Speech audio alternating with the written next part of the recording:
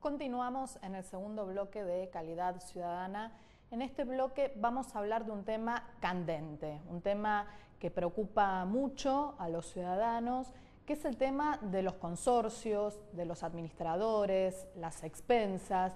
Casi diría que es un tema de padecimiento cotidiano. Nos acompaña Jorge Ferrera, administrador de consorcios. ¿Qué tal, Jorge? ¿Cómo estás? Sandra, ¿cómo estás? Muy buenas tardes. Bien, ¿y vos? Contanos un poco cómo viene el tema del aumento de las expensas, el tema de inseguridad, el tema de los consejos de administración, que son algunas de las preguntas frecuentes que recibimos por parte de la gente que se acerca a la oficina de atención ciudadana y que tanto nos preocupan realmente. Sí, claro. Bueno, es una preocupación. El tema de las expensas, fíjate vos que cuando la gente antes salía a ver un departamento como para alquilar o como para comprar, las expensas era como el último punto que tenían como para preguntar. Hoy te encontrás con la sorpresa que lo primero que pregunta la gente es cuánto paga de expensas, porque la realidad es que no solamente cuánto paga de expensas, sino cómo va a ser la proyección de expensas a lo largo de determinados años. Hay determinados periodos donde el edificio entra en crisis. ¿Esto qué significa? Un edificio que tiene 20 años de antigüedad de personal y está cumpliendo su vida útil en cuanto a cañerías, calefacción, etcétera, etcétera, lo más factible es que ese edificio durante un determinado lapso pague mucho de expensas. Distinto es aquel edificio que es nuevo y que arranca, digamos, pagando expensas donde no tiene todo este tema de gastos. Pero realmente es una preocupación para la gente el tema de las expensas y esto hace que, te reitero, muchas veces el valor del departamento está incidido en muchos casos por el tema del valor de las expensas. Es muy cierto lo que acabas de decir. Y además, ¿cómo impacta, digamos, todas estas refacciones, estas reparaciones en los espacios comunes y también en los departamentos, en el prorrateo general de las expensas de todos los consorcistas, ¿no? O sea, cuando surge, hay que arreglar un balcón o hay que arreglar un ascensor, ya la gente tiembla.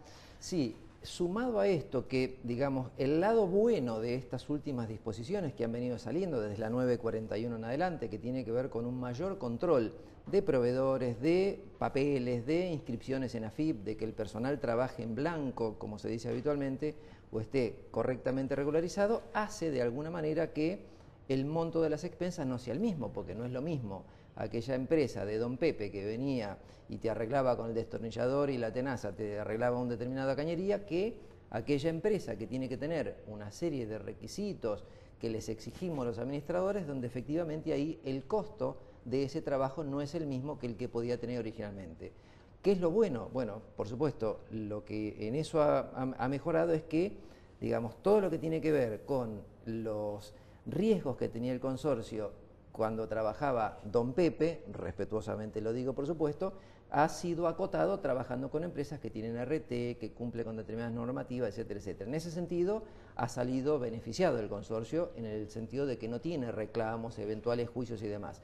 ¿En qué ha salido perjudicado, entre comillas, el consorcista? Que por supuesto los costos se han incrementado muchísimo. Claro, pero hubo una época en que eran sumamente frecuentes los juicios por accidentes laborales, precisamente personal que llevaba adelante algún arreglo, alguna reparación dentro del edificio y se accidentaba dentro del edificio y luego demandaba, iniciaba una acción judicial contra el consorcio. Claro, el consorcio es solidariamente responsable, esto es importante que los consorcistas lo tengan claro. Dicen, bueno, pero total que sale más barato, que lo hagan en negro, sale más barato, con lo cual nos ahorramos tanta plata de despensa. Le digo, señores, mucho cuidado con esto, porque si ese obrero, tiene algún tipo de accidente, obviamente va a repercutir en el consorcio, porque si la empresa no tiene la solidez correspondiente, los seguros correspondientes, el consorcio es solidariamente responsable, con lo cual, como vos muy bien decís, muchas veces los consorcios tenían una serie de juicios producto de estos casos donde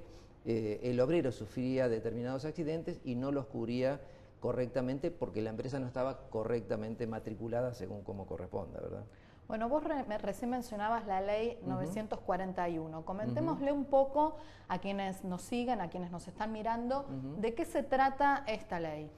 Mira, la ley 941 arrancó hace ya varios años atrás, donde la idea fue, digamos, normalizar o empadronar a los administradores de consorcios que en aquel momento eran como cuevas, es decir, no se sabía quién era el administrador, dónde estaban los fondos, dónde estaba la documentación, etcétera, etcétera, etcétera. Con lo cual la ley 941 en algún punto fue, digamos, como iluminar esas cuevas que eran en muchos casos, y lo digo respetuosamente por supuesto, siempre hablamos de una minoría, pero hay muchísimos casos de muchísimos consorcios que han sido estafados. Aún hoy vas a encontrar, ya te voy a ir contando un poquitito qué es lo que está pasando hoy en día con algunos administradores, pero en aquella época donde no había ningún tipo de padrón, administraba cualquiera, no estaban regularizados, no pagaban impuestos, no tenían oficinas estables, no llevaban libros correspondientes, etcétera, etcétera. Con lo cual, la ley 941 lo que hizo fue normalizar y regularizar, empadronando a los administradores de manera que los hizo visibles. Tuvimos un número de matrícula, teníamos una dirección, teníamos un control si teníamos antecedentes penales, si teníamos algún tipo de impedimento como para poder actuar legalmente. Bueno, en este sentido, la ley 941 fue como un marco regulatorio de la profesión nuestra que creo que fue muy útil durante muchísimo tiempo. Esta figura del administrador, ¿no? El bueno o el malo de la política. Bueno, vos estás dentro de los administradores buenos, ¿no? Pero realmente los administradores que no se hacen cargo de los reclamos de los consorcistas, que cuando hay un problema en el edificio no aparecen, que en muchos casos han descontado, por ejemplo, en los aportes jubilatorios de los encargados de los edificios y luego no los han depositado en la caja correspondiente, ¿no? Que eso también trajo a colación. Descontándoselo a los consorcistas, es decir, se lo cobraban como pagado y en muchos casos.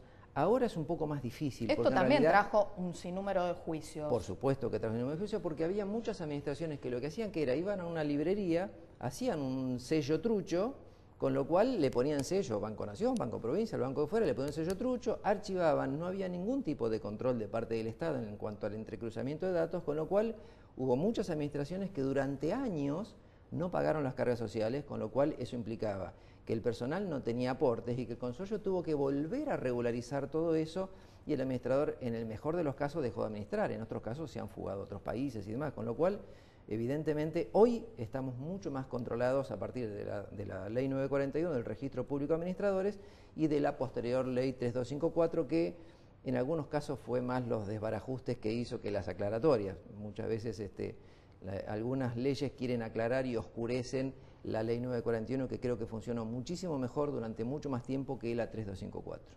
Tenemos algunas preguntas de la gente.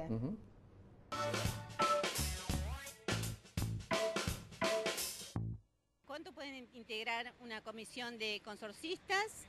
Y si ellos también pueden cerrar algo sin que se entere lo demás, ¿no?, del edificio.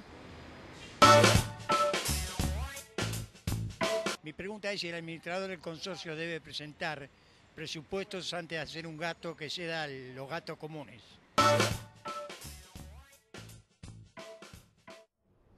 Sí, bueno, le contestamos a la primera señora que comentaba respecto de la cantidad de miembros que podían integrar el Consejo de Administración. Esto cada reglamento lo prevé, con lo cual lo que yo les digo y le comento en general a la gente, que lean el reglamento de copropiedad. En general son números impares, de 3, 5, 7, en algunos casos que sean todos muy importantes.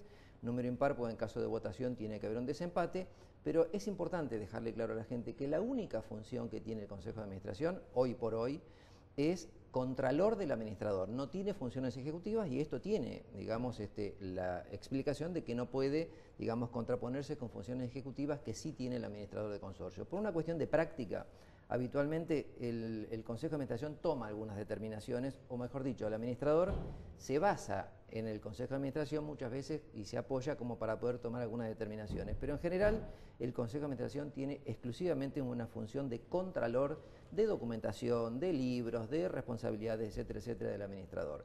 Y con respecto a la segunda pregunta que había hecho el señor, respecto de si el administrador tiene obligatoriedad de presentar varios presupuestos, por supuesto que sí. Y respecto, lo que yo aconsejo muchas veces que por asamblea se estipule hasta qué monto puede decidir el administrador en cuanto a aprobación de presupuestos, más de ese monto requerir aprobación del Consejo de Administración y más de ese monto asamblea. De esa manera, el consorcista va a tener la tranquilidad de que más de determinado monto no va a poder aprobar el administrador de consorcio. Vamos a una pausa y ahora seguimos.